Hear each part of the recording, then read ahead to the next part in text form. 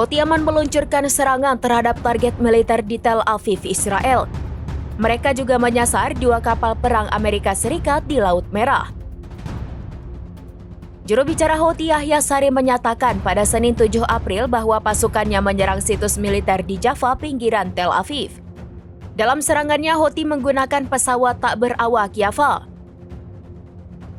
Dikutip dari Tribun News, drone tersebut merupakan hasil modifikasi dari pesawat nirawak Samad 3 milik Iran. Drone Iran itu memiliki jangkauan jelajah jauh dan mampu melakukan misi ganda, yakni pengintaian dan serangan. Dilaporkan selain menyerang Tel Aviv, Houthi juga meluncurkan rudal jelajah dan drone ke arah kapal Amerika Serikat.